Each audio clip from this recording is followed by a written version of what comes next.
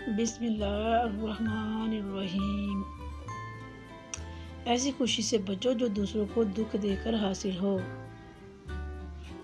اچھا دوست چاہے کتنا برا بن جائے کبھی اس سے دوستی مت توڑو، کیونکہ پانی چاہے کتنا بھی گندا ہو جائے آگ بجھانے کے کام آتا ہے۔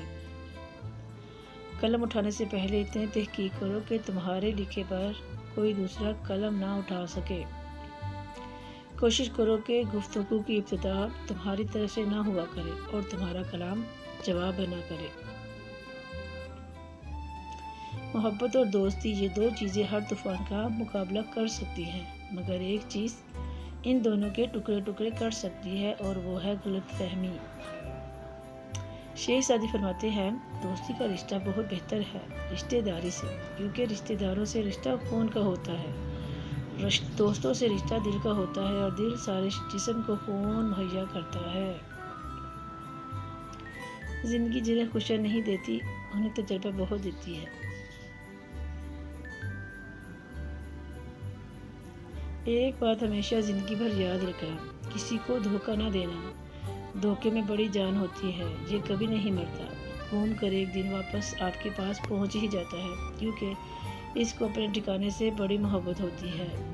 علم وہ نہیں جو آپ نے سیکھا ہے، علم تو وہ ہے جو آپ کے عمل و کردار سے ظاہر ہو۔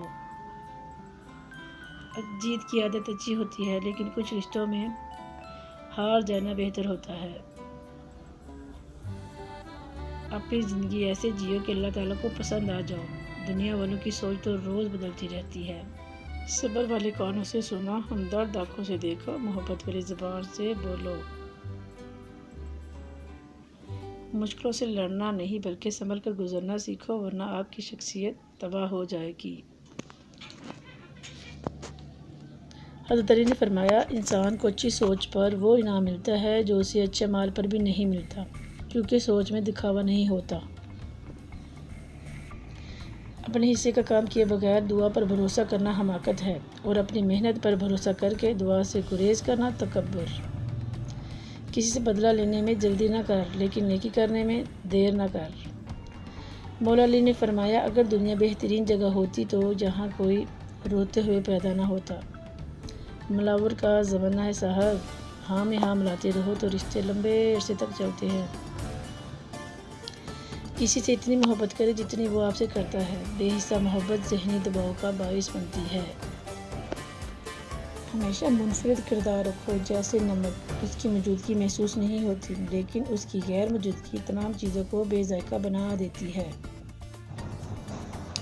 جب بھی خدا سے دعا مانگو تو نصیب مانگو، عقل نہ مانگو، کیونکہ میں نے بہت سے عقل والوں کو نصیب والوں کے پاس غلامی کرتے ہوئے دیکھا ہے۔ جو آدمی ارادہ کر سکتا ہے اس کے لیے کچھ بھی ناممکن نہیں۔ غلطی ماننے اور گناہ چھوڑنے میں کبھی دیر مت کرو، کیونکہ سفر جتنا طویل ہوتا جائے گا واپسی اتنی ہی دشوار ہو جائے گی۔ یہاں لوگ ویسے نہیں ہوتے جیسے وہ اسٹیٹس لگاتے ہیں۔